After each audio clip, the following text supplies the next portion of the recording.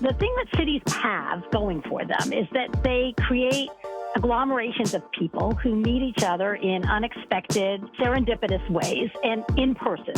If young people still want to meet each other in person in restaurants and bars, then young people will continue to come to cities. They will continue to be that kind of engine for growth. That was Dr. Sherry Glied, shedding a large degree of optimism on the future of cities in a new normal post-COVID. Welcome to Capital Considerations, the market and economic podcast that's fully invested in your success. I'm your host, Tony Roth, Chief Investment Officer of Wilmington Trust. Even as the country seems to finally move beyond COVID, we hope, and put the pandemic behind us, it seems like cities across the country, particularly in the Northeast, are very much in the crosshairs of what the pandemic has produced. Rents have bounced back from all-time lows, and the concerns that pushed people out of cities in 2020 continue to exist. And then we have the advent, if you will, of remote work, work from home, hybrid work, whatever you may want to call it. And then, of course, you have the change in tax law, which makes it relatively punitive to live in some of these Northeast states and cities with high taxes. So when you put it all together, you do see a degree of, I'm going to call, struggle in some of these cities, perhaps lesser in a city like New York, which is quite international, but it's a fascinating topic. So today, to help us cover this topic, we have a really wonderful guest, Dr. Sherry Glied. Dr. Glied is the Dean of New York University's Robert Wagner Graduate School of Public Service. And prior to this role, Dr. Glied is the chair of the Department of Health Policy and Management at Columbia. She also served as the Assistant Secretary for Planning and Evaluation at the Department of Health and Human Services in the Obama administration, and as a senior economist for healthcare and labor market policy in the 1990s in both the Bush and Clinton administrations. She's also been elected to the National Academy of Medicine, the National Academy of Social Insurance, and she's director of the Empire State Development Corporation in New York, her home state. So Dr. Glied, it's going to be a really fun conversation. Thank you so much for joining it today. Delighted to join you. I'm a longtime New Yorker. I lived in New York City for many, many years. I adore the city. I feel like I'm privileged to be able to say I'm a New Yorker, and I want the best for New York. And I know this podcast, this conversation is broader than New York, but I sort of reeled off a litany of problems that these cities confront right now. And one could probably go back in time and think about how bad things were in the 70s, where you really had what I would describe as urban blight. And I was out on the West Coast just recently, 2-3 weeks ago, and in Los Angeles, and it's just remarkable, the homeless phenomenon that exists in some of the West Coast cities. You put it all together, are we headed back towards a period, do you think, of real deterioration in our cities with all these factors? Start off by giving us your sort of high-level assessment. So I hope we are not moving back to those days. And I guess what I would say is the thing that cities have going for them is that they create agglomerations of people who meet each other in unexpected, sort of serendipitous ways and in person, right? That's what cities really allow us to do. If young people still want to meet each other in person in restaurants and bars, then young people will continue to come to cities after they graduate college, and they will continue to be that kind of engine for growth. So this is not the same situation as I think we saw in the 1970s. It's hard to analogize exactly what remote work, and I think that whole constellation of changes will mean. I don't think it is the 1970s. But nonetheless, probably going to the core of the issue is, I think that a lot of folks have realized that they don't need to go work in a big office building to be successful. They might stay in the city if they're young, but once they're past their 20s or early 30s, they can go work in the suburbs. They can go mountaintop in Colorado and maybe have the career that they had hoped for with a different quality of life. And that is, I think, one of the things that represents, it feels almost existential for cities. What do you think? So I think there's a couple of sides to this. On the one hand, it does suggest that the value of land in central cities that's being used for office buildings is going to drop, right? If I were a developer or a landowner and I owned some of those big office blocks, I'd be worried about it. But the flip side of remote work is that you can work from anywhere. It means you can also travel more. You can also engage in other ways. And I think one of the things that we are seeing is that remote workers want to have connections with their counterparts from time to time. So we could imagine cities moving away from their current configuration to one where more people are actually coming to the city, but for shorter periods of time. So yes, you live out in Colorado, but you spend a week, a month in New York City because that's when you meet up with your counterparts and you visit restaurants and go to nightclubs or the Broadway or whatever it is, right? We could imagine other configurations of life that involve shorter trips or more tourism, different combinations of activity. And I think that's how we need to be thinking about it. Not that we're going to go back to the past. We're not. It's not the past with this piece pulled out of it. It's a different future. So it sounds like we should think about it when we get to a new steady state or equilibrium for cities. You're saying it's going to be different. And it sounds actually compelling from a real estate standpoint because more of us might have a real estate footprint that spans, more than our primary residence, if you will. Is that sort of what you're saying? Right. I mean, so one would imagine that there are lots of people who spend most of their time somewhere else and want to have an apartment in New York for when they go there, right? It's interesting. The phenomenon of cities as we think of them today is a pretty recent phenomenon, really only something that began in the early 1990s, say, even the mid-1980s, very much a consequence of two-earner families who didn't want to be commuting all the time. But if you think about what a city was, say, in the 1950s, people lived in Connecticut or in the garden suburbs of New York, and the men came into the city for the day. Cities have existed in many different sort of permutations. And I think that what we'll be looking for is a new one. So hybrid work means hybrid lifestyle. But what does that mean for the revenue base of the cities? Because when you do look back at the 70s and think about what got the cities into such a horrible predicament, it had a lot to do with a very prolonged recession and the revenue base associated with the cities. And some of the cities are actually in much better shape than they were 10 or 20 years ago from an infrastructure standpoint. They've made a lot of progress, but they need to continue to have a decent amount of revenue given the density and the utilization of those resources. And my notion from what you're saying, having been a tax lawyer in New York for many years, actually back in the 90s, is that I want to set up my life so that I'm not paying tax to New York City or to New York State, maybe just for the days that I'm there. But even then, I'm going to be incented to spend a few days in New York working and to try to maximize my time out of New York. That's going to have a real hit. How do you factor that in? So I think as we think of cities operating in different ways, we are going to have to think about financing cities in operating in different ways. And even thinking about sort of the hub and spoke regional models that we've thought about that have always existed, where the spokes go out much further. So one of my colleagues says, in effect, the commuting distance to major cities will move from sort of a maximum of about an hour and a half to a maximum of about 3 hours. And we're going to have to think about a revenue base that takes that into account. So people who live 3 hours away from New York City are still in some ways dependent on the energy of the city. That's where their office that they come to once a week or once a month is. We're going to have to think about new ways of raising revenue that manage that. Well, for example, here's just one idea, I think, is that I lived for many years after I migrated out of the city when I had children to the fine town of Katona, New York. And one of the things I prided myself on was how smart I was to live in Katona and work in the city because I didn't pay city tax, even though I got to actually benefit from the economic ecosystem of the city from a career standpoint. And that seems like an obvious one that they may need to take a look at. The politics behind all of this is challenging, right? Because the state is going to have to think about how and not only one state, Connecticut and New Jersey as well, how do they think about what they're doing from a revenue raising perspective that on the one hand makes their voters happy and on the other hand makes sure that this engine doesn't die on them, which would make them worse off in the long run. That's going to be very challenging politics. So when you think about the trajectory, it sounds like the ability of cities to attract young folks is going to be increasingly important because you're going to have people that get later career that are going to spend more time out of the city, whether they still have a foothold in the city or whether they don't.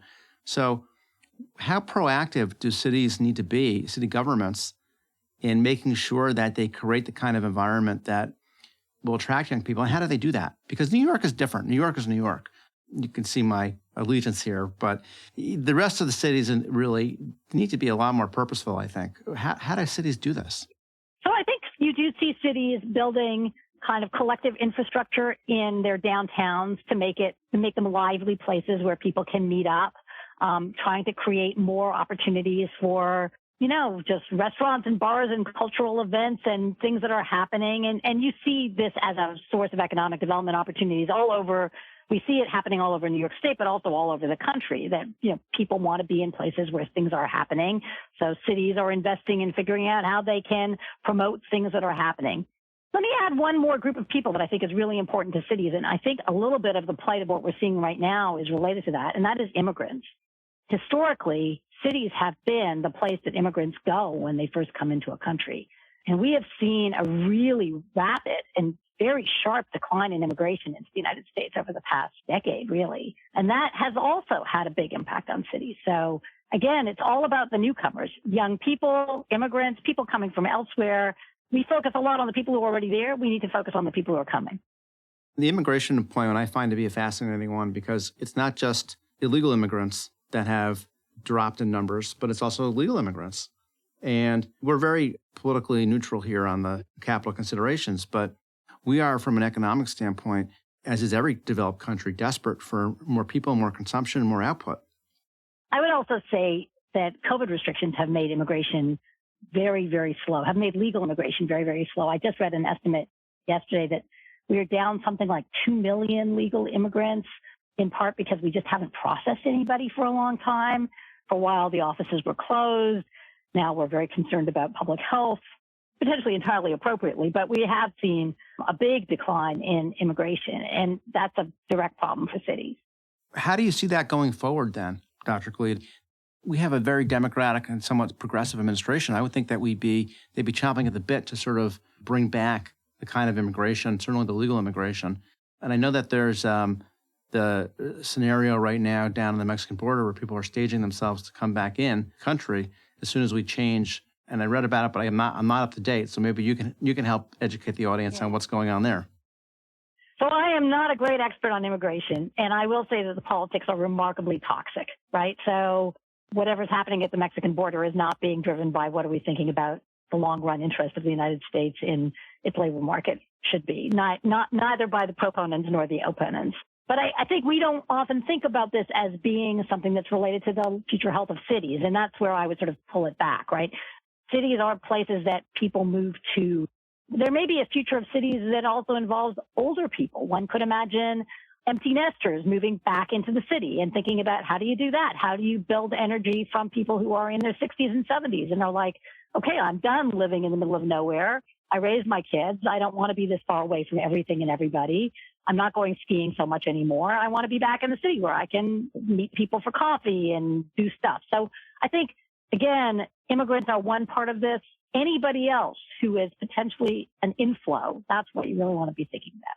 Well, I think you've been maybe in the background speaking to my wife, Belle, because with no offense to Pennsylvania, the day that my daughter goes to college and graduates high school, we're selling the place and moving back to the city. So that was in our ketubah. So it was part of the marriage contract. But I think thinking about the cities in that way, thinking about, well, what do you need to do? What's the infrastructure you need to put in place so people in their 60s and 70s and 80s find cities an attractive place to be and build up your tax base. These are people who have money. It's great, right? Bring them in. So let's talk about, for a moment, geographic variance in the country. So I mentioned some of the problems with the West Coast cities, which are pretty pervasive again. And the Northeast has been an area of sourcing people to the rest of the country, frankly, for many, many years. Although I feel like some of that's reversed with cities like Philadelphia, Boston, really becoming, I don't know if gentrified is the right word, but really attractive, a new ascendancy. So which cities are at the greatest risk of decay and which cities are doing it well? This seems like you can only lose kind of question, right? Yeah. I don't want to say any places at the greatest risk of decay, but here's a technique that somebody in health economics did a long time ago, and I think it's right. If tourists want to come to your city, you're in good shape. That's a really fascinating insight. Right? If tourists want to come to your city, people want to come to your city. They want to be there, and young people will come, and immigrants will come, and older people will come. And if you're a place that nobody would ever want to visit, for a city, it's hard to see why you'd want to live there. it's a great place to visit, but you wouldn't want to live there. I actually think if it's not a great place to visit, like, why would you live there and not in a more spacious place farther out, right? And it takes a lot of imagination. I recently went to Louisville with my daughter. We went for a long weekend, and I'd never been to Louisville. They call it Louisville. Something, I think I'm saying it right. And who would have thought that Louisville has such a rich history?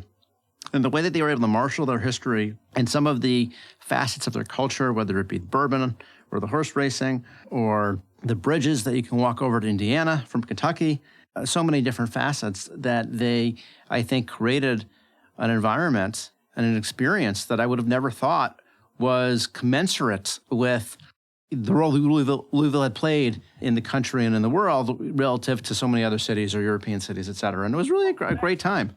Right. And so you might, and so young people might say, hey, this is a fun place to go to college. This is a fun place to move after college and do something.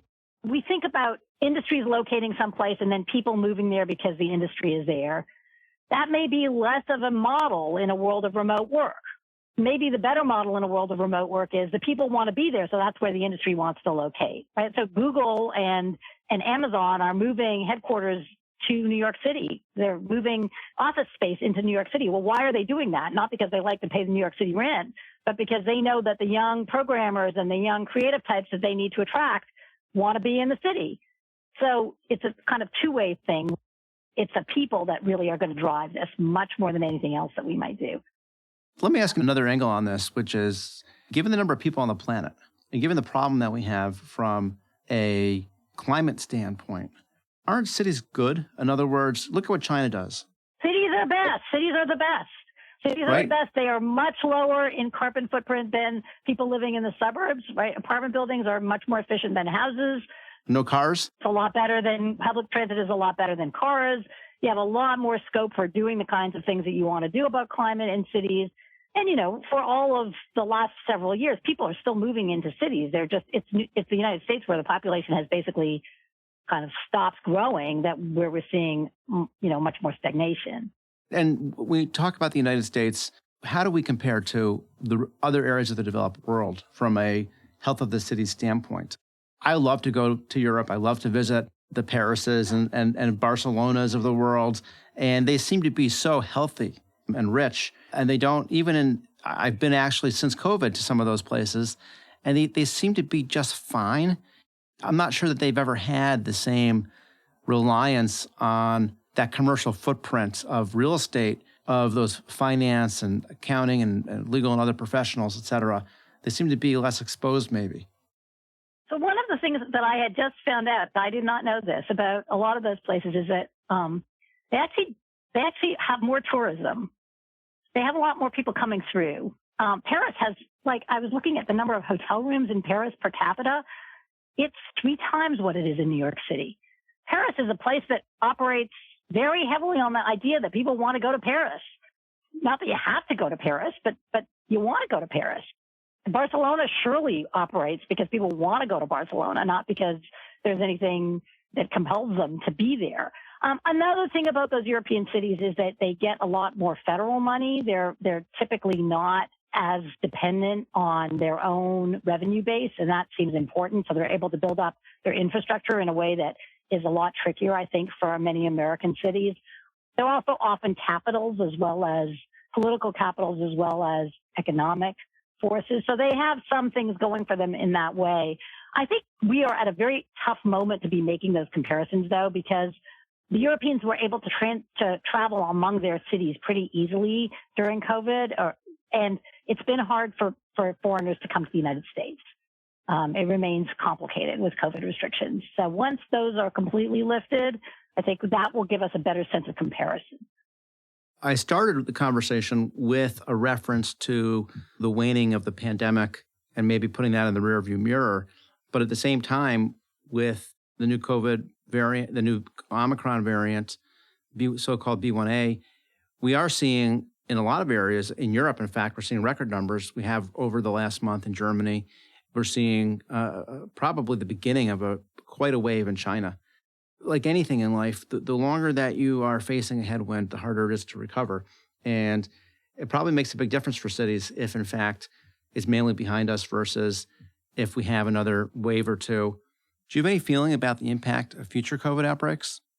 So one of the things about COVID is it isn't a particularly city phenomenon.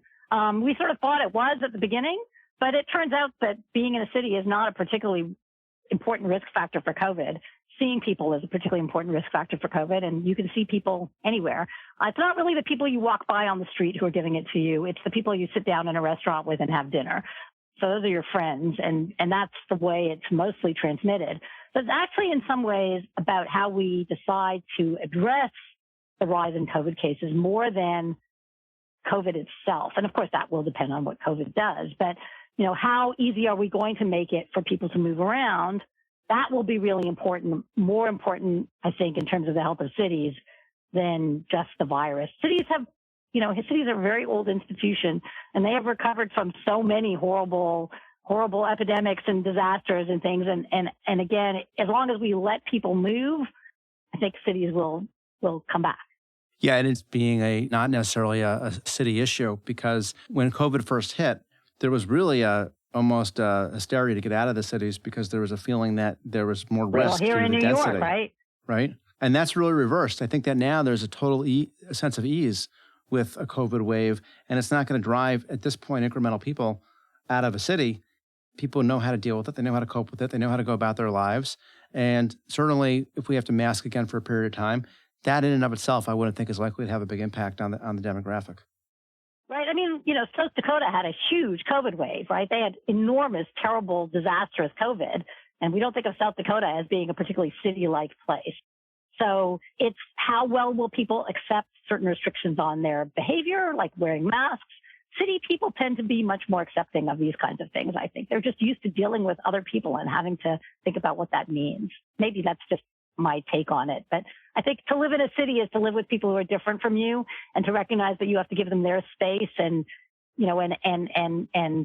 accommodate their concerns. Maybe it's easier in some ways to live with those kinds of challenges in a city than elsewhere. The other thing I would say is that my experience of a lot of these cities in the U.S. is that they come into the crisis, I think, probably being a bit more progressive and more dynamic. They have been able to develop solutions and new mores and new patterns around living that have been probably more effective, quicker to put the cities in a better situation. And that's really been, I think, a proof point around the attraction to cities in and of itself. Yeah. I mean, it's easier to be in a place where people are more used to change, and maybe that in this circumstance, and more accepting of it. Well, this has been a great conversation. Let me summarize a few key ideas for our audience. And I think I would start with the idea that the future of cities will be different, and it's not going to be homogenous, if you will. It's not as if because people won't be working in big office buildings, cities are doomed. There may be some areas or enclaves within cities that are going to be less well off, or they may have to convert their utilization from commercial office buildings to apartment buildings. But at the end of the day, sort of a hybrid lifestyle brings hybridization of the cities in a different way than we've seen in the past. And so I think I would start with that and how we think about cities and approach cities. Second point, which I find really fascinating, is that the work from home hybrid approach and the new ethos that we have around work-life balance and lifestyle and flexibility is pretty interesting for the real estate market, where you have more people really interested in having a multiple house or living dwelling footprint relative to where we've been in the past. And that may account for why even in the cities, while real estate may not be at the same level of ascension that it is in some of the suburbs or some of the second home beach or mountain areas, it's doing quite well. And I think that's really interesting to say. And then the last thing I would say about cities is just their ability to endure and the optimism that comes with cities. And that most of the cities in the U.S., I think, certainly on the East Coast and the Southeast, are in pretty good shape. When you visit these places, there are people on the streets, the service industries, whether it be restaurants, hospitality, entertainment, are doing quite well now. There's a tremendous amount of job creation. And I think that the future looks positive. Thank you again so much, Dr. Glied, for joining us. It's been a great conversation. And I want to remind everybody that for a full roundup of our ideas within the investment and planning area, please visit WilmingtonTrust.com. You can subscribe to Capital Considerations on Apple Podcasts, Spotify, Stitcher, or your favorite podcast channel to get future episodes. This podcast is for information purposes only and is not intended as an offer or solicitation for the sale of any financial product or service or recommendation or determination that any investment strategy is suitable for a specific investor. Investors should seek financial advice regarding the suitability of any investment strategy based on the investor's objectives, financial situation, and particular needs. The information on Wilmington Trust's capital considerations with Tony Roth has been obtained from sources believed to be reliable, but its accuracy and completeness are not guaranteed. The opinions, estimates, and projections constitute the judgment of Wilmington Trust as of the date of this podcast and are subject to change without notice. Wilmington Trust is not authorized to and does not provide legal or tax advice. Our advice and recommendations provided to you is illustrative only and subject to the opinions and advice of your own attorney, tax advisor, or other professional advisor. Diversification does not ensure a profit or guarantee against a loss. There is no assurance that any investment strategy will be successful. Past performance cannot guarantee future results. Investing involves a risk, and you may incur a profit or a loss. Any reference to company names mentioned in the podcast should not be construed as investment advice or investment recommendations of those companies. Facts and views presented in this report have not been reviewed by and may not reflect information known to professionals in other business areas of Wilmington Trust or M&T Bank, and may seek to provide financial services to entities referred to in this report. M&T Bank and Wilmington Trust have established information barriers between their various business groups. As a result, M&T Bank and Wilmington Trust do not disclose certain client relationships or compensation received from such entities in their reports.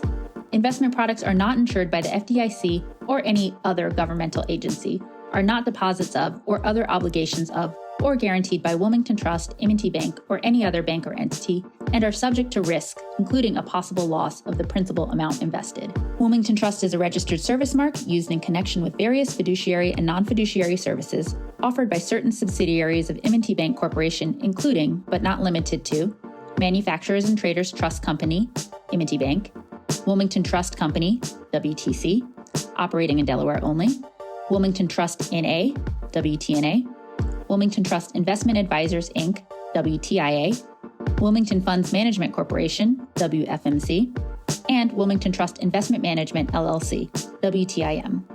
Such services include trustee, custodial agency, investment management, and other services.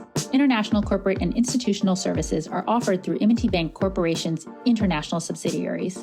Loans, credit cards, retail and business deposits, and other business and personal banking services and products are offered by M&T Bank, member FDIC. 2021 M&T Bank Corporation and its subsidiaries, all rights reserved. Private market investments are only available to investors that meet the U.S. Securities and Exchange Commission's definitions of qualified purchaser and accredited investor.